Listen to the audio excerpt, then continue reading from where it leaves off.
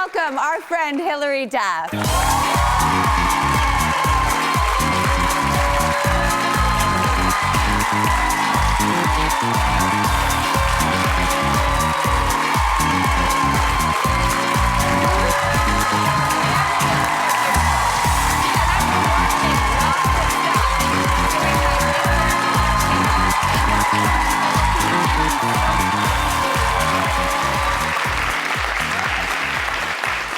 Okay, so I have so much to discuss with you as far as I've been waiting to see you, and I just see you doing something that I think I would fantasize about the opportunity if I was a musician or musically capable in any sense of the word. I'm not.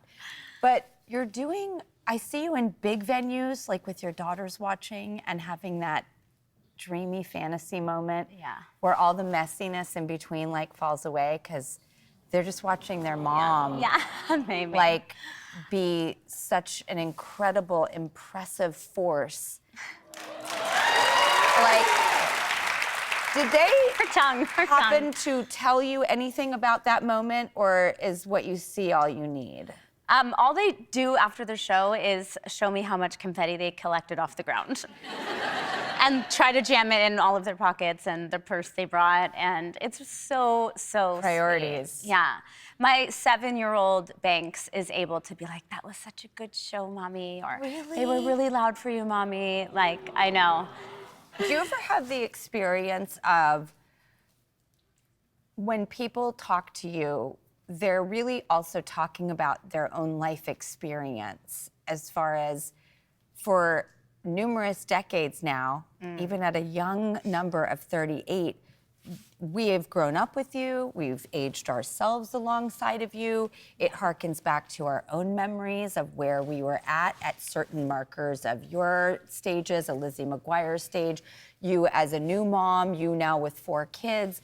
Do you ever think like sometimes our experiences transcend, and when we're talking to people, it's like as much about them, if not more, than it is about us. Like people are watching their own time pass. Their own timeline.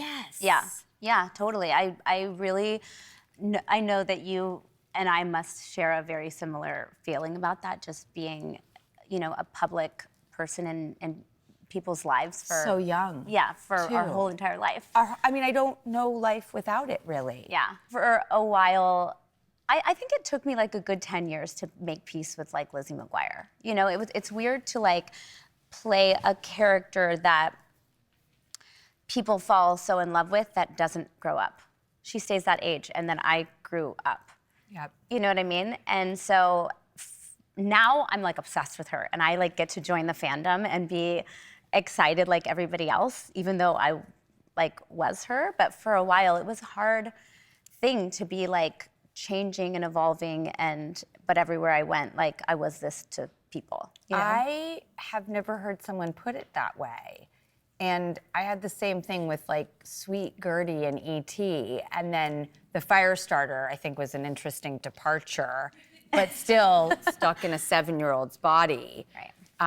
And it does. And I know what I did in order to, well, first I went off the deep end and completely sort of lost everything and just tried to figure it out. Like it was too much too soon for me.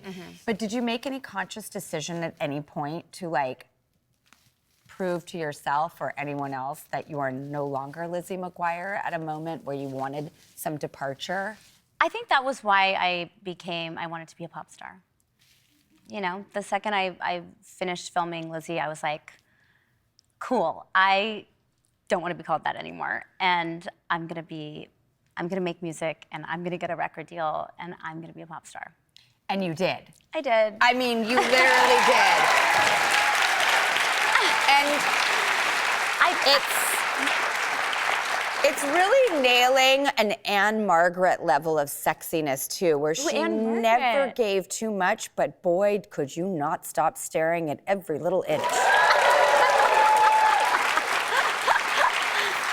I think that it's been really incredible to play these shows and feel kind of what you're explaining on a different level, because, you know, not everybody grows up in an industry like we did and like that, but I waited 10 years to make a record, and I feel like I had so much to talk about and say. 10 chapters lived, and finally just felt like I felt comfortable enough and safe enough to share and meet people again and know that they're having like similar experiences. And it's been 18 years since I've been in the room with those people, and it's like I get to have these pillars of my old music, which is so nostalgic and makes people like find that kid in them again. But then also like share my new music, which is like introducing all of us as adults and like similar topics that we're, you know, like living through. And I think one of the things you're doing also, which is for me, like an ultimate fantasy as a musician, like you're just in Brooklyn playing a show. You know?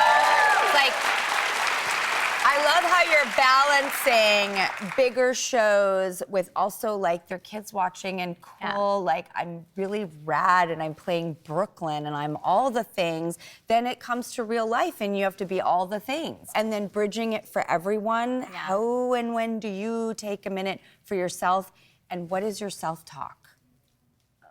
My self-talk. Asking for a friend, me. Yeah. The self-talk I'm still working on, but I think, you know, stepping on stage again, and I've obviously put the work in, right? Like I have gotten to a place where I'm like, oh, I know how to like move my body and I feel myself in here again, but like have a confidence that's different than my younger self. But I think I like look in the mirror and I'm like, hey, it's you. You're the one that can do this. You're the one that they're coming to see. You're a bad bitch. Yes. Go do your thing. You know what to do. Like heart facing forward, and like go accept this. This is for you. We'll be right back.